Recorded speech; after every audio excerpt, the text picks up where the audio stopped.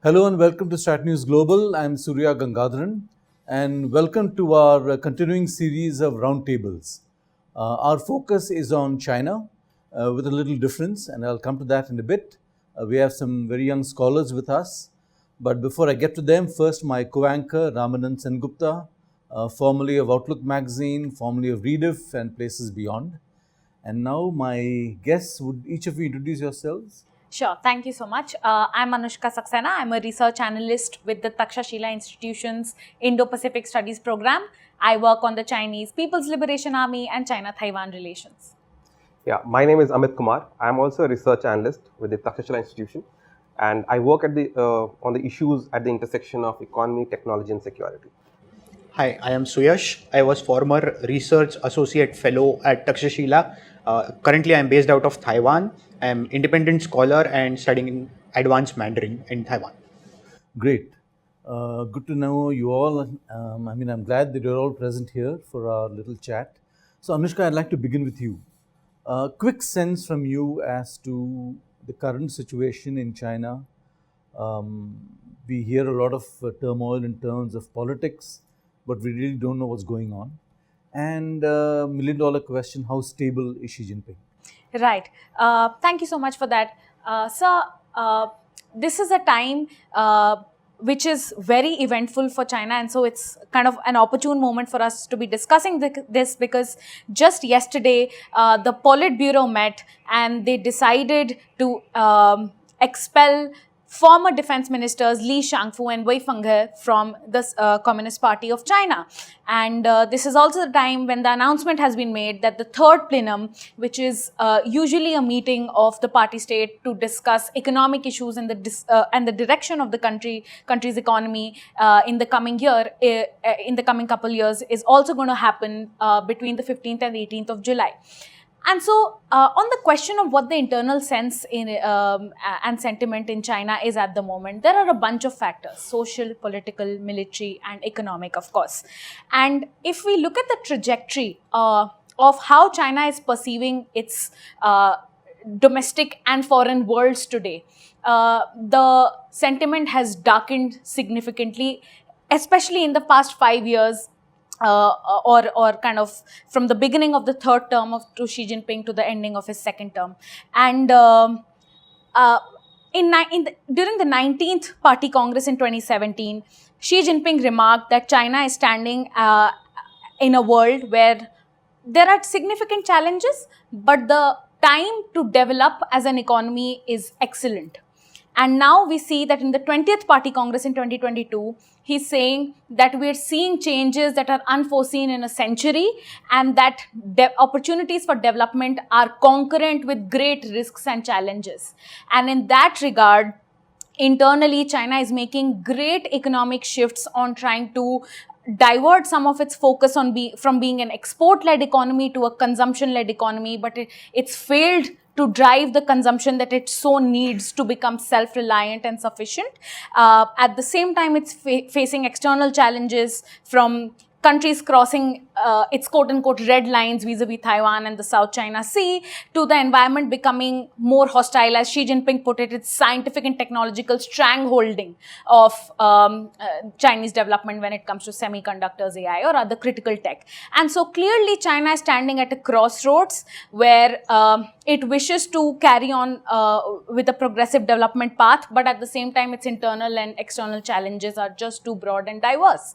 And in this regard, of course, the anti-corruption campaign, which is something that propelled Xi Jinping to power, is carrying on, and not just in the People's Liberation Army, but in the political and business ecosystem as a whole. We just saw the head of the Shanghai legislature be indicted for corruption. We've seen a lot of millionaires be indicted for charges of corruption because there's a crackdown on undue expansion of capitalism going on. And so as private sentiment is coming down and as the economy is flailing, both political and socio-economic developments are stressed. And of course, like you said, the $1 million question in all of this is Xi Jinping's power and authority stable? And the short answer to that, to start with, is yes. even though China stands at these crossroads and there are tough challenges, it also means that the system is highly dependent on the stability of Xi Jinping and the party as separate institutions. We know for a fact that in all functioning of the party, provinces, businesses, and other things, the two establishes have become an important concept, and this particularly means the CCP as central of governance and politics in the country, and Xi Jinping as the center of CCP. And with this kind of ideology, all policy focus is directed towards towing the party line, being loyal, being disciplined, but achieving efficiency. Of course, it has led to the reduction in room for innovation, especially for local cadres, but at the same time, it induces some stability in the power that Xi Jinping holds, because he can both issue directives and reverse them when situations become too dire. Amit, you have heard the political side of it. You study the economy closely. What's your sense of where the economy is going? So, in the past 1.5 years or so, a lot of observers have written that the economy is slowing down.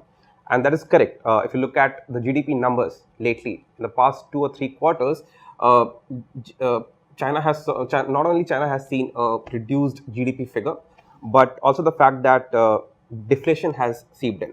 And that has made, even though the real growth rate looks like it's around 4.8, 5.2%, the problem is that the nominal growth rate has gone down, and when a nominal growth rate goes down, when you have deflation, you have a worrying situation. So, why China's economy is flailing right now, you need to understand. One needs to understand the structure of the economy, and the structure of the economy is such that for the past 40 years, it has been an investment-led and export-led economy.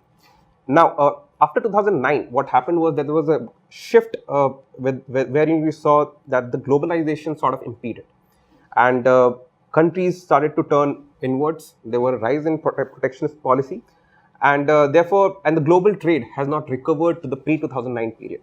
And this, given that China is an export-led economy, this had an impact on its exports. So that was the first, one of the first primary reasons why China has seen a global economic slowdown. Second, one factor that under Xi Jinping that we have seen is that there has been excessive regulatory challenges, regulatory overreach, I would say. And 3 subcomponents to it would be greater centralization, taking power back from the local levels, state control, that is of SOEs and even crackdown on private enterprises, and third, the securitization of its developmental pattern, wherein Xi Jinping has reiterated that development and security cannot be separated. And this has really spooked private investors, both domestic and foreign. And given the fact that it was China has been an investment-led economy for the longest time in the past 40 years, this has had an impact. Third broad reason, I would say, was the crackdown on the real estate sector. The real estate sector formed the core of China's investment-led growth in the past 40 years. And it, depending upon how you calculate it, it contributed to about 25 to 33% of the GDP. But it was, and this was a conscious decision that was taken by the party to disinflate the property bubble. Because it was becoming unsustainable, and a lot of capital was going towards speculation, and under Xi Jinping, the party wanted capital to redirect the capital from speculative forces to what they now call it as new productive forces, innovation-led economy. And this was regarded as unsustainable. So they had to crack down on the property sector, and the impact, given the contribution it had to the GDP, the effect was very huge. And these are the 3, if I have to list 3 broad reasons, these are 3 reasons why China's economy has slowed down. Ramanand? I was wondering, any one of you can answer that. We're hearing so much about this Belt and Road Initiative and China, getting into a debt trap. Now, I understand that a lot of countries have started defaulting with all the money that has gone in. How does that impact China's economy? Is that a big factor in Chinese economic? Right. So I think when the Belt and Road Initiative was first launched in 2013, the idea was not just to expand Chinese economic footprint and enable development of infrastructure in neighboring countries. In fact, not just neighboring countries, but the goal was to interlink 160 countries, right? Apart from those kind of benign goals, there was also a need to redirect excess capital within the country abroad to infrastructure projects in other countries. Some would call it overcapacity. I would say redirection of excess capital, right? And of course, all went well for a while, and it was something that countries hopped on to very quickly. Not India, of course, because we have issues with where the CPEC goes from. But as during and post-pandemic, the situation is such that countries have, of course, now see billions of dollars in loans from the BRI, and there is loan default. There are little opportunities to request a loan waiver or writing off of the loan, or even restructuring has been something that countries like Sri Lanka and Nepal have requested. Even Pakistan has requested for, but it's only granted by China in a few cases. And so with this kind of economic disbalance within countries that have accepted loans, and this kind of having impacting concurrently the economic situation caused by the COVID-19 pandemic, it has led to China shifting its narrative on the Belt and Road Initiative to talking about how we would only invest in small and sweet projects now, short but Small sweet. and beautiful. Small and beautiful, right? And so we're not only seeing countries kind of halt BRI projects, especially in Nepal and Sri Lanka and Pakistan. We're also seeing China roll back its rhetoric on the BRI and say that, we don't want to do the same amount of investment, don't want to think about big and strong projects in other countries, but rather small and beautiful ones. And they're redirecting some of that money also now to BRI linked initiatives like the Digital Silk Road and the Polar Silk Road, as they're looking to expand footprints in, say, regions like the Arctic for resources, or they're trying to build digital kind of interconnectivity. So I'd say with Afghanistan, the fiber optic cable, which is part of the Digital Silk Road, has been a success. And so there is both redirection of capital and rolling back of the extent of investments in that. Suyash, I'd just like to come to you. Word on the PLA and the Communist Party. Are they in sync? Does the CCP control the PLA completely? I mean, how does it work? They are very much in sync. That's because the party, the PLA addresses reports to the party. And that is, the PLA is the country's, the hold on the country is because of the PLA. And Xi Jinping is aware of this fact. One interesting thing that Xi Jinping did when he came to power is, if you see all the important people in the PLA, irrespective of CMC, irrespective of province, irrespective of lower levels, county levels, most of them are somewhere associated with the Xi's rise. So for example, Xi was in Fujian. A lot of them are from Fujian. So this is how he has controlled power. So a lot of people say that PLA is corrupt. Yes, PLA is very corrupt. But the tiger and fleece concept, when he went against tigers, that is the big people, big powers, and fleece, it was not purge against corruption. PLA is still as much corrupt as it was. It was purged to take power. And now, because they have right people, quote unquote right people, according to Xi Jinping, in the right places, there is absolute control and there is no authority to question Xi Jinping. Why do I say that? If you say, I'll just divert from PLA a bit. If you remember the 2022, the November or December, when the COVID policy collapsed, it was a mammoth failure on Xi Jinping's part, but still it went unquestioned. So that says the hold of Xi's hold over different positions, including the PLA. So yeah, it's an unquestioned authority. Also, the recent purges that happened. So if you remember in 2023, a lot of nuclear people against nuclear people who are working in the PLA rocket force were purged. Yeah.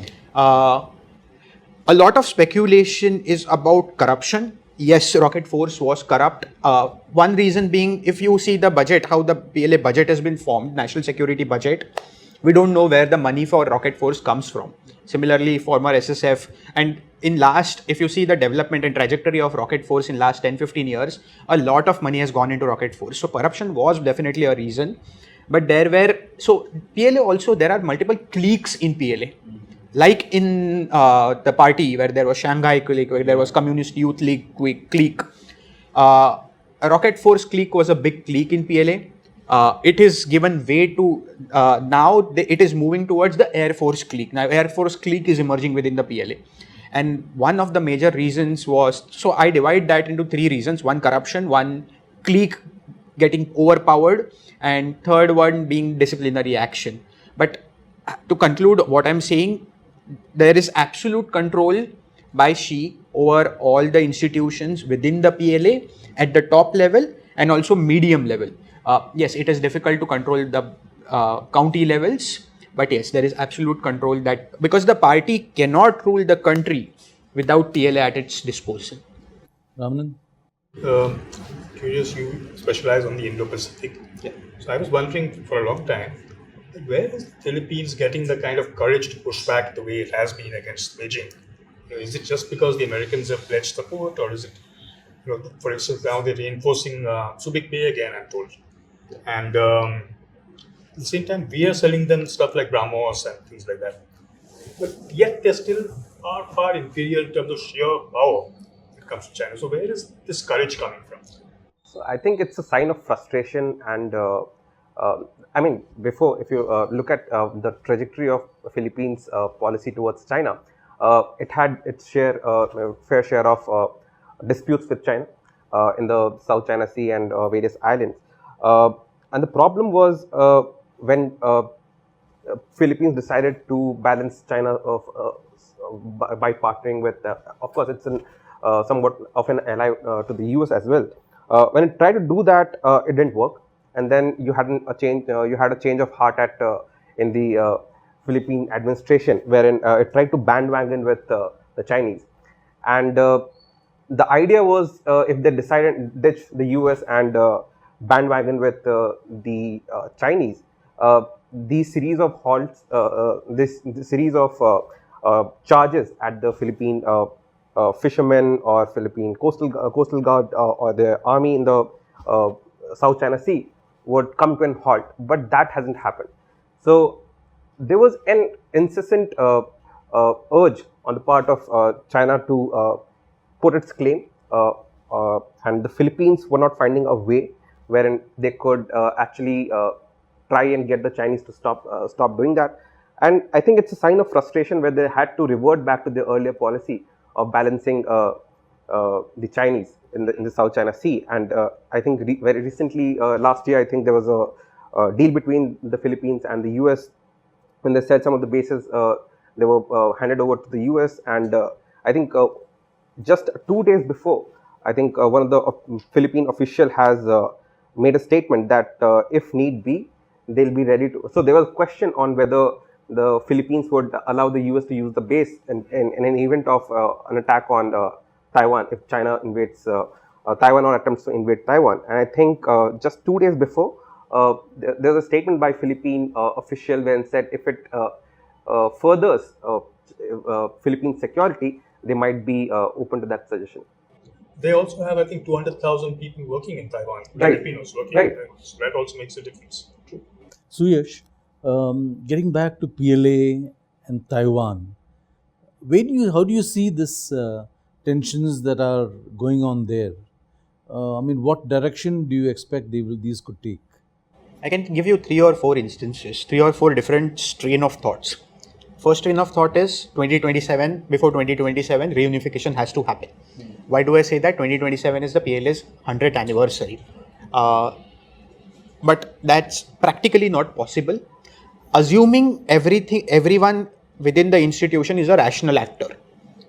There can be irrationalities, but assuming that everyone is a rational actor, PLA is not ready, PLA is demoralized, PLA doesn't have landing capabilities. In the PLA, there is a book called in 2004, there is a doctrine written about how to invade Taiwan. It's in Chinese. It's called Rocket Force Artillery Operational Command, something like this. There are 3 steps. First is using joint force, that is rocket force. Second is blockade. Third one is then beach landing. I think except blockade, PLA is not ready for anything right now. Talking purely operationally. So 2027 is out of question. Why was 2027 guideline introduced? 2027 guideline was to use it as a stepping stone to achieve informatization objectives, which are 2035, and then to reach the world-class goal, which is 2049. However, having said this, there are incremental steps which China is taking towards achieving its objective.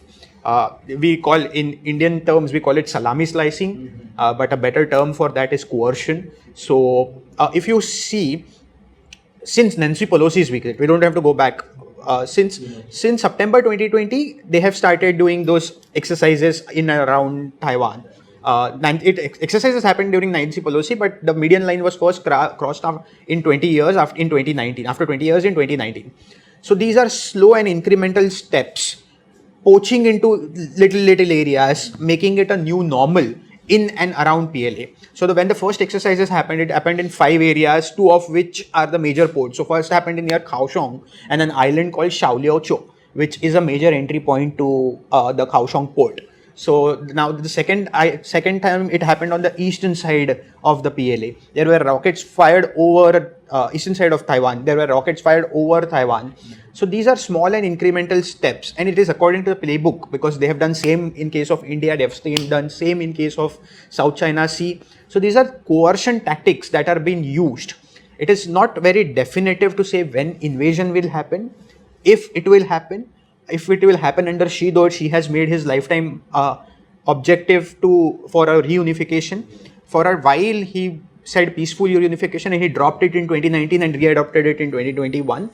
So we don't have a definitive timeline. But right now, if you ask me, PLA is not ready morally because of all the charges that have happened. They are not ready. They are not ready tactically. They are not ready operationally. They are even not ready doctrinally. And also, Taiwanese identity is developing day by day. Taiwan is getting its own identity. So there will always be a pushback. The pushback will not be like the Ukrainian pushback, where the whole society has been mobilized, because it's a different culture. The Korean culture, Japanese culture, Taiwanese culture is a very soft culture, not very hard culture. So the society cannot be mobilized. At least that is what we are aware. And that is what I get from being in Taiwan. But there is an identity developing. So that can be an outlier for Xi, because China is aware of this problem, and this identity will continue to develop until DPP is in power. So China is aware of this problem. This can be a subverge to rationality, and the second point being, if something happens to Xi Jinping, we don't know. So if it is his lifetime goal, and if something happens, then we don't know how people behave in certain situations. But they are not ready right now. It will take them, at least if things continue at the pace that they are continuing, assuming that the economy is flattening, there are corruption cases within the PLA, the PLA is not ready, assuming that it will take 15 to 20 years for them just to be ready.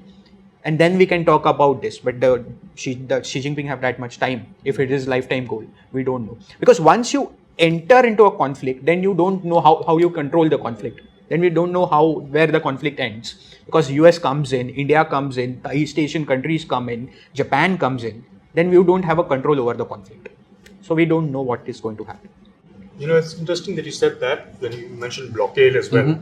So there's the CSIS report I was talking about earlier, where they said that, even if they just blockade and treat it as a police issue rather than a military issue, it makes it tougher for the Americans or somebody to step in, because it will be seen as them being offensive.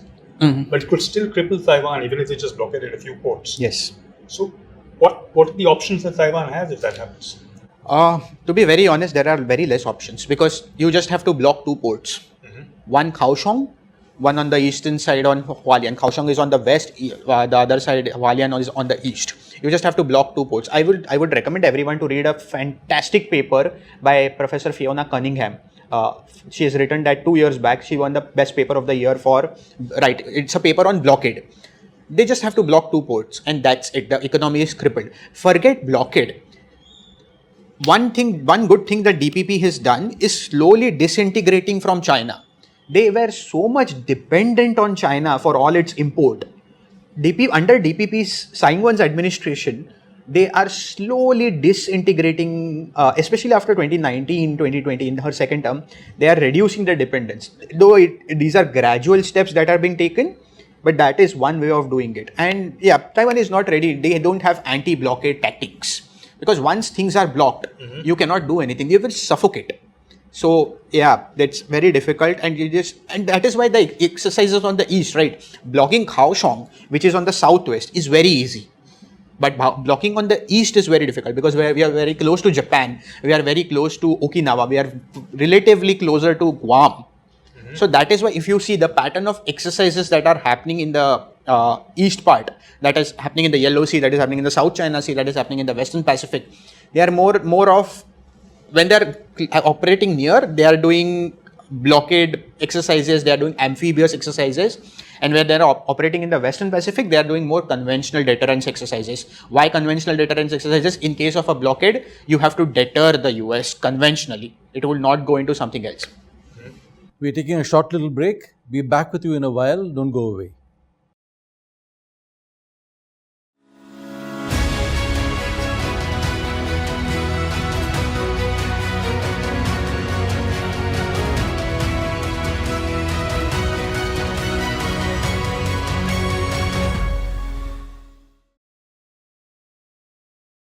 Welcome back to our roundtable. We are discussing China with our young scholars Anushka and Amit.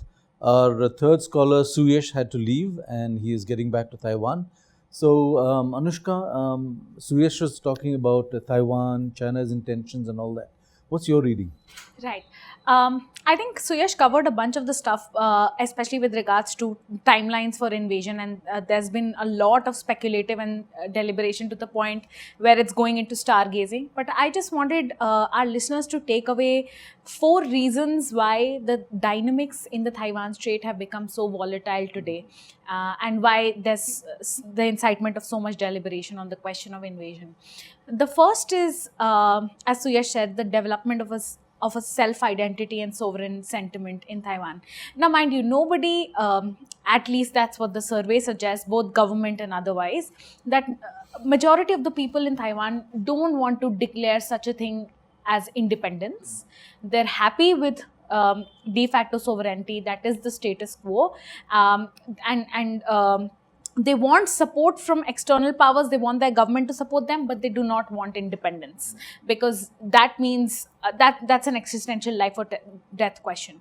That said, the identity that's developing, that Suyash was alluding to, is that we are Taiwanese people, and that indirectly also translates into not relating with ancient Chinese history, with the Chinese identity, with the Han identity, or even as a mixture of Taiwanese and Chinese. So this development of a Taiwanese identity is one factor, which is also why another CSIS report suggests that any invasion of Taiwan by China would be a Pyrrhic victory, because the cost of trying to control a population that doesn't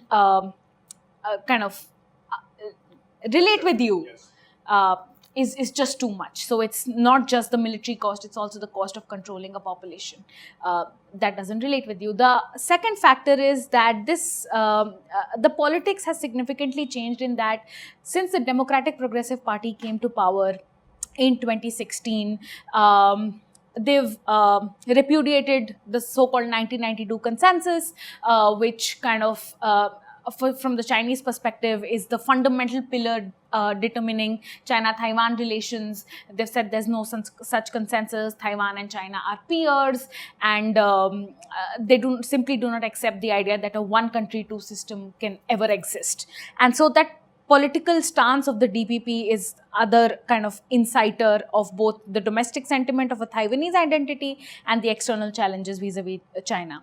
The third factor is that because of the nature of DPP's politics, which is starkly in contrast with the Kuomintangs, which is their primary opposition, and which is relatively pro-China, that has led to DPP and Taiwan pushing closer to the US.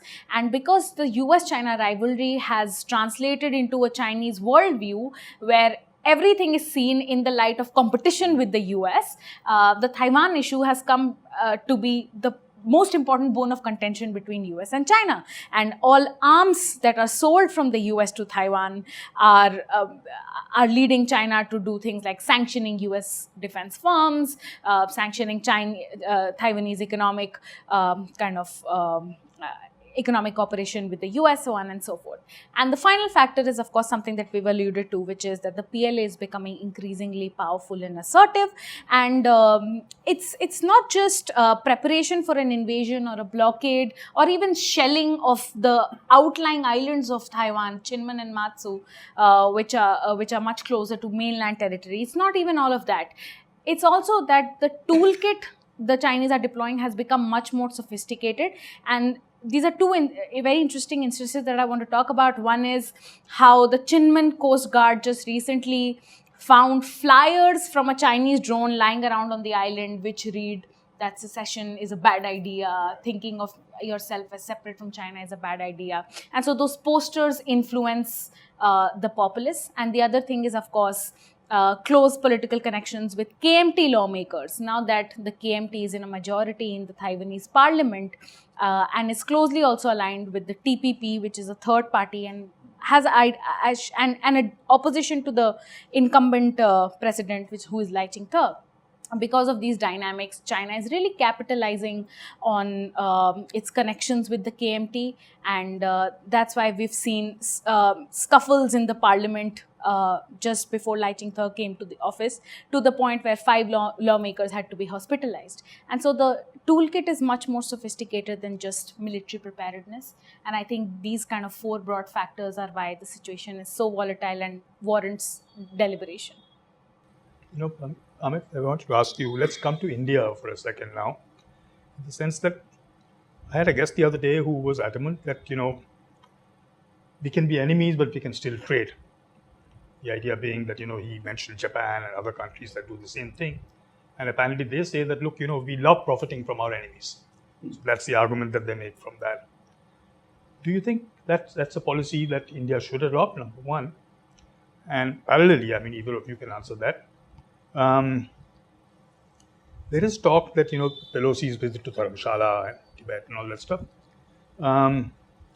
Do you think that's a way for the US to try and distract attention from Taiwan by focusing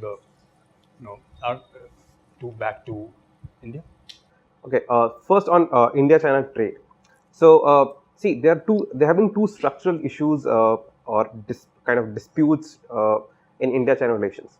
First has been the endemic perpetual India-China border issue, right? And the second has been the trade issue.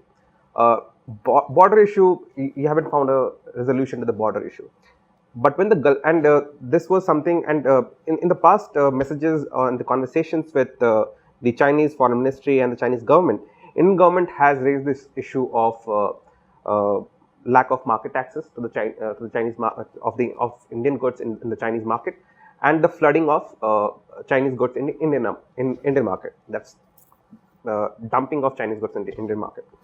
But India did not take it up on a very in a very aggressive manner, the trade issue. But once the Gulwan happened, and this strategic observers and experts started talking about this need to reduce dependency on China.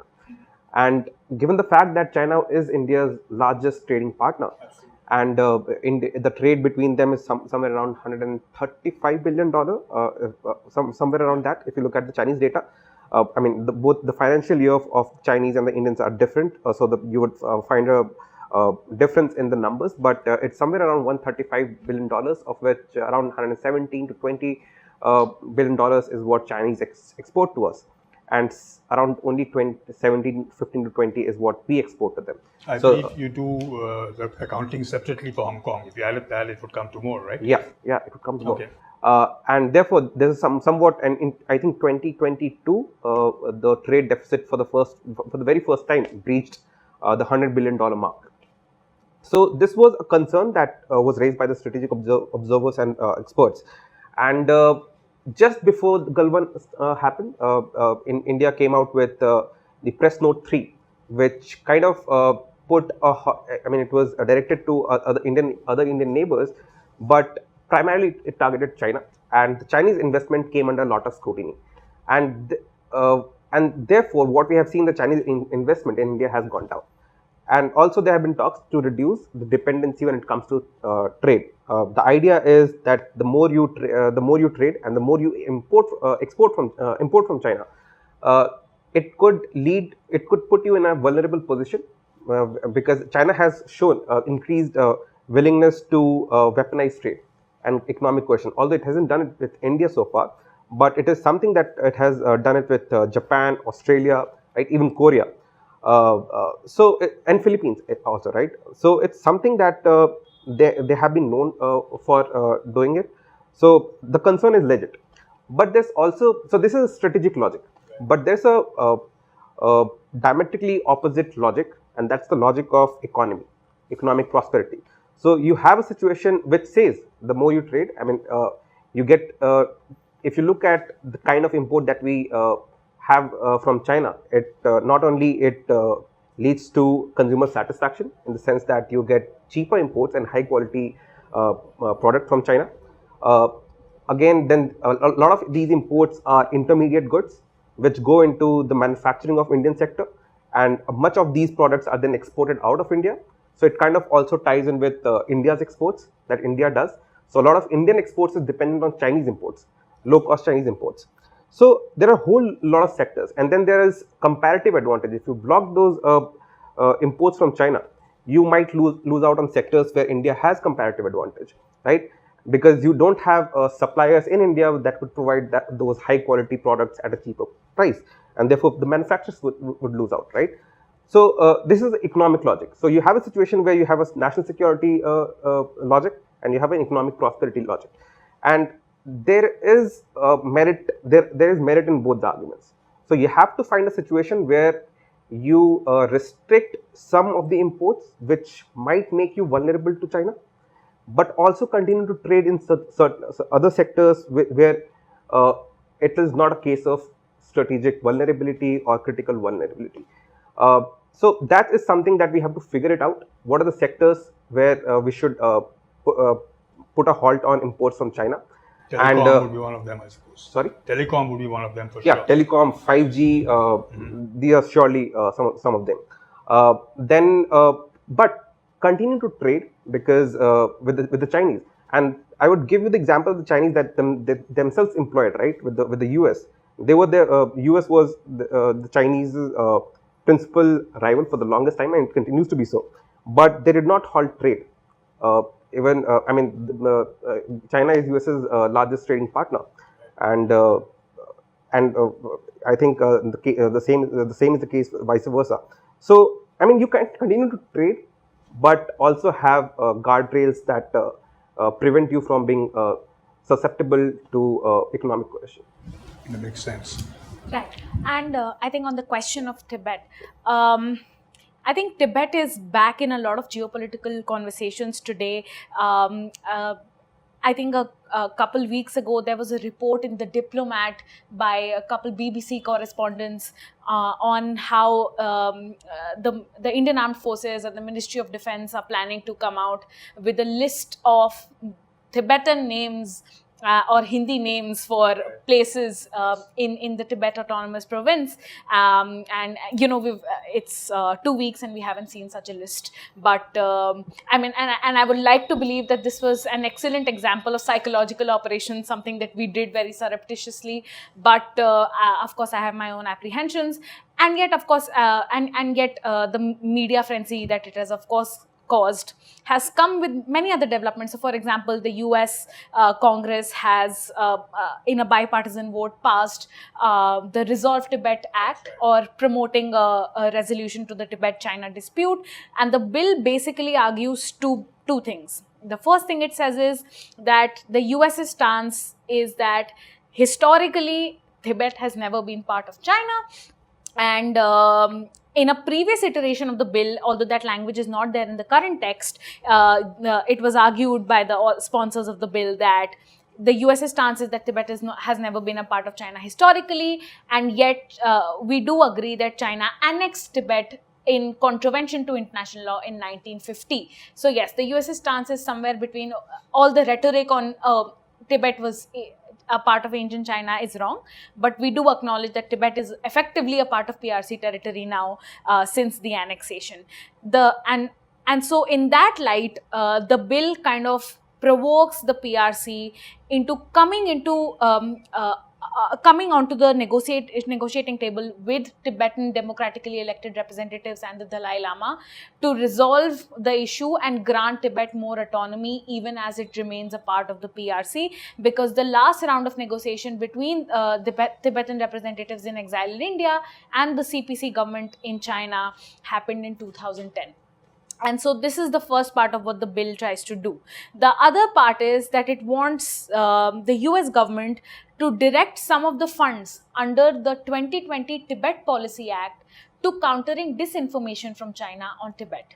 And this disinformation can be about the CPC saying that, oh, the Tibet culture is Chinese culture, Tibetan language is Chinese language, and there's no such thing as Tibet as an autonomous kind of self-independent entity, or any disinformation about the Dalai Lama and his legitimacy.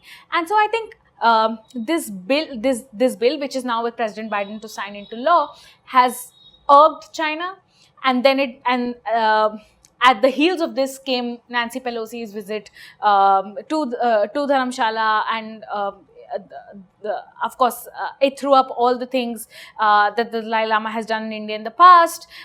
So the Chinese held both the US and India accountable that, not only have you allowed the Dalai Lama to visit Ladakh and Arunachal for week-long trips in the past, you've also done this now, and, it's going to have repercussions.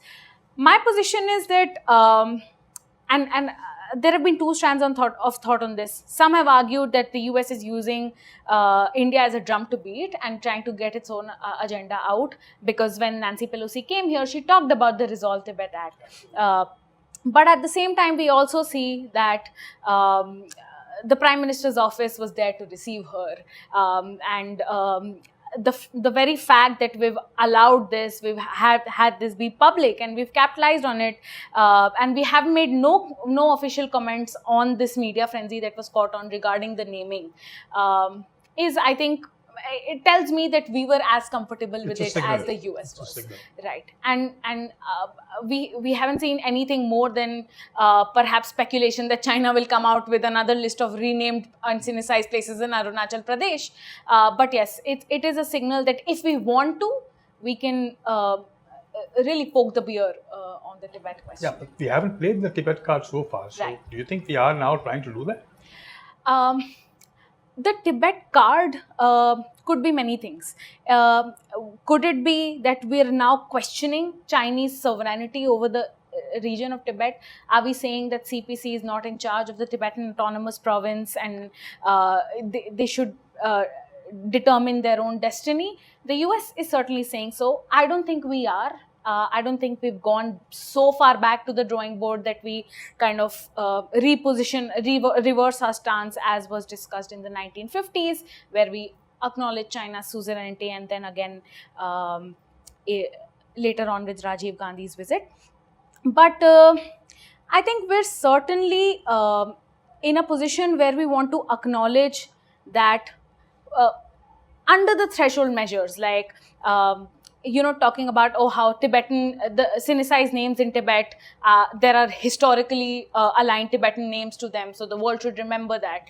Or non-reiteration of the One China policy in an official document since 2008. And mind you, One China isn't just Taiwan, it's also Tibet.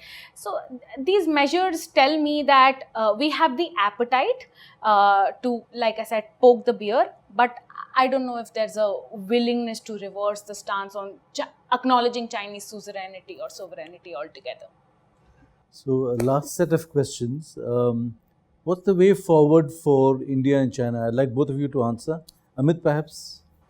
So, yeah, again, as I mentioned, the Chinese position, we haven't seen progress on the India-China relations because of the Chinese have not been amenable to discussion and open to discussion, and their position has largely been that you leave out border and let's talk about other things.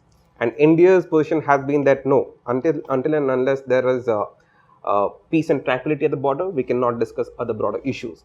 And these are kind of contradictory positions that both the governments have taken, and therefore it doesn't seem like that there will be a progress going ahead. But I think the problem is that India does not have much of a leverage with the Chinese. Yeah.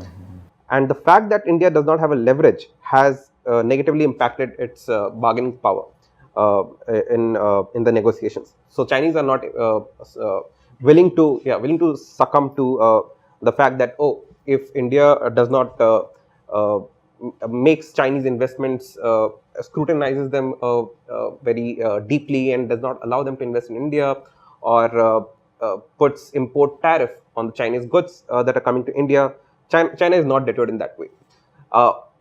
The good thing on the Indian part would be to realize that this would actually go on to hurt us. In India would find itself, because it's certainly not hurting China, and in the process of getting them to agree to our position, we are kind of hurting ourselves. So it's open for discussion. Should we then revise our position, at least on economy and investment, and actually, have deterrence, but on the border. But then again, if the Chinese are saying that we can talk about other broader discussions, it has been now 4 years. We are into the 5th year since the Gulf War, and if Chinese are not ready to budge, would it make sense to actually get talking on other issues, specifically trade and investment? This could be, I think, the way forward. The ball is in India's court in that sense. Right. So I would say, of course, Amit's covered the key questions that we get to answer vis-a-vis our stance currently. But I think where we find a strategic opportunity going forward is in our partnership with the US. I think it's the first time in many years, maybe since the deliberations on the civil nuclear deal, that we are seeing that US and Indian interests are aligned, and a major part of that is the mutual rivalry with China and mutual bones of contentions with China, and that is opening up doors for us that we previously thought wouldn't happen, right? We're seeing the GE jet engine co-production deal come about. We're seeing ISET really reveling. And more high technology areas coming into being. We're also seeing Taiwanese semiconductor companies trying to make an effort to redirect investments in India, semiconductor production, that is, because as Sir previously said, a lot of their investments are in China in that regard. And so we're seeing these strategic opportunities in our partnership with the US, Taiwan, and other actors come about. Of course, China +1 strategy is something that's been in the news quite often, and there is deliberation as to whether India can position itself as an alternative hub for production for firms that are thinking of diversifying their future investments away from China. I would say, based on whatever Amit has said previously, we're far away, because one of our primary issues again would be that we need to continue to import from China to be able to value add and also export. But at the same time, it's a good thing that we ourselves are thinking in the direction of easing business, inviting more foreign capital, and a bunch of this has happened because of the mutual trust that has gone down against China, both in India and globally. And so I think there are tensions bilaterally, but the way forward is also to capitalize on some of the opportunities it has created. Anything, Ramanand? No, I was just thinking that there's a saying that says the Chinese only understand strength. The moment you show any sign of weakness, they tend to capitalize. But also, when you say that you put this on the back burner and you do business elsewhere, particularly when it comes to the line of control, now that being not demarcated usually means that when we actually start negotiating, they'll say, hey, look, we've been there all this time, we never said anything. So that is the problem, because it'll eventually mean that we have to concede that already. Would you agree with that assumption? The assumption being that if we just put the border issue on the back burner, the Chinese will keep on slicing into it. So that when we actually start negotiating, they will say, we've been there, you guys never said anything. Right. No, I think unfortunately, I've been in two minds when it comes to India's position on saying that we resolve the border issue first and then think of business as usual. As Amit said, there are challenges and there is economic opportunity to be availed from China that we cannot let go because of the border issue. So my opinion is that there is some dehyphenation in order. But at the same time, I also sympathize with the position that the non-resolution of the border issue is something that must be playing on the minds of various governmental actors all the time. It requires the army to continue to invest significant resources and in keeping the ante up, right? As you said, Chinese only understand strength, and so that strength has to be demonstrated. Something that we've done in the past few years with Galwan and Tawang, right? But that show of force has to be continued. The moment we let up, we might see, China acting out again. They've already demanded 15-20 kilometer buffer zones. Some strategic analysts are commenting that sources from within the MOD are telling them that India is thinking about granting that buffer zone to them and in return for access to certain key patrolling points. I mean, this is unconfirmed, but it could then mean that there is some reversal. If it's indeed true, it could mean that there's reversal in our stance of showing strength. And so in that regard, I sympathize with the fact that the border issue needs communication at least before resolution. There has to be some legacy issues are under the deliberation, Depsang and Demchok. China refuses to talk about them, and they've only been mentioned in some of the recent core commander level talks. Before that, China wasn't interested in talking about them, and so I think all of the things that we're doing otherwise, redirecting our forces towards the line of actual control, building border infrastructure, investing in the Vibrant Villages program, I think these are necessary, and strength has to be met with strength in that regard. So some interesting ideas there from both of you, and of course Suyash also. And let's see, I'm sure in future conversations we can bring you guys in for more ideas and perspectives on India, China, and of course the broader Indo-Pacific. Thank you very much, Anushka, Amit, Thank you. and of course Suyash, who is not here. And it's been great having you here for our roundtable. Thank you for having us. Thank you. I really enjoyed the conversation because it's Likewise. That's all we have for you on this edition of the roundtable. Do come to our future roundtables that are going to happen on other subjects.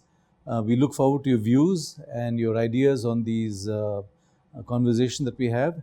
Thank you very much. Good day.